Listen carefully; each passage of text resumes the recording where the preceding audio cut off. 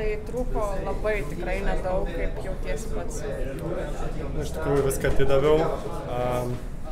Tokio rezultato praeitose pasaulio čempionatuose būtų pilnai užtekę pusfinalio.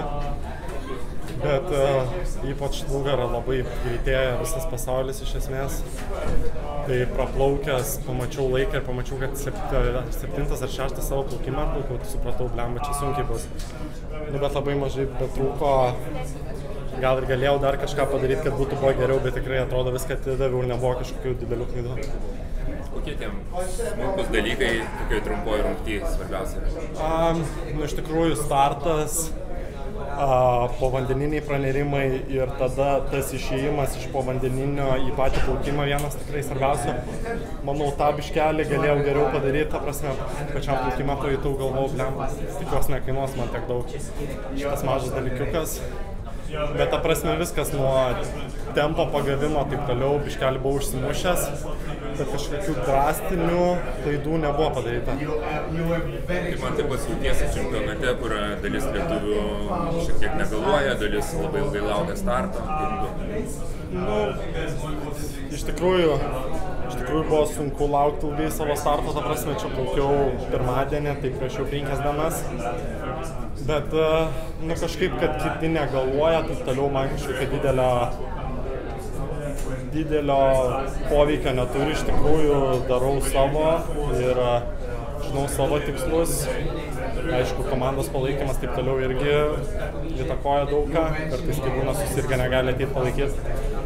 Bet iš tikrųjų, žinau, ką turiu šiaip padaryti pats čempionate taip toliau ir kažkaip kaip kitiem plaukęs, kaip kiti jaučias, labai nesigilina. Kai tik plaukikai kalbėjo apie tai, ką išmoko šiam čempionate, ką tu išsineši iš čia? Tai dar bus vienas išplaukimas, dar gal vėliau atsakysiu dar giliau, bet iš tikrųjų, kaip svarbu yra pačiam ryte padaryti, ta prasme, visas detalės sudėti taip, kad būtų ne tik savo geriausias rezultatas, bet ir dar pamuštam. Nes lygelis viso pasaulio labai kyla, tai reikia stengtis irgi progresuoti dar greičiau, kad pasivyščiau geriausius. Mokaisi ir treniruojasi Didžiojoje Britanijoje, tačiau paskutinis etapas prieš varžybas, darbas su Lietuvos rinktinės treneriais. Kokie atsiliepimai, pastebėjimai apie juos? Man trenerių štabas, kuris čia yra atvažiavęs, yra fainiausias, ta prasme.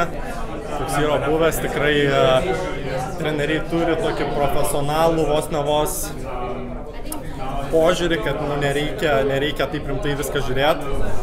Ta prasme, tvarka yra, bet nėra ten, kad kaip generolai vaikšto mumis ir reguliuoja. Tai tikrai faina buvo su tikrai jaunais palyginus treneriais.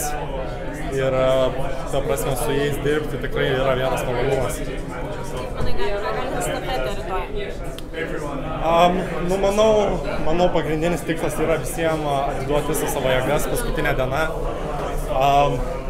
Ten, aišku, žiūrinėjom laikus, taip toliau, bet, iš tikrųjų nežinau, ko tikėtis. Visi irgi, kaip sakė, tokia klaustukinėse formose.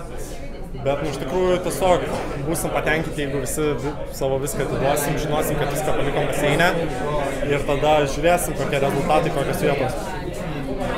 Užsiminėjai, kad pasaulio lygis kyla, ar randi priežasčių, kodėl taip yra? Iš tikrųjų, manau, pavyzdžiui, praeitais metais, olimpiniais metais kažkokio labai didelio progreso nebuvo. Šiaip iš esmės paskutinius 3 metus kažkaip pusfinaliniai laikai, finalo laikai, panašiai tokie patys, tie top 3-tukai panašiai taip pat užsidaro, kažkaip nieks nesikeitė.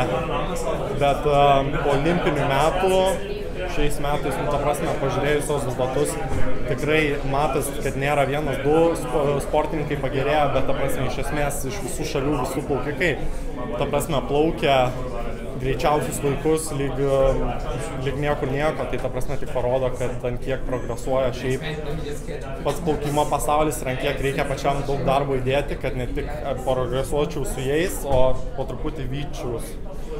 Tai parodo.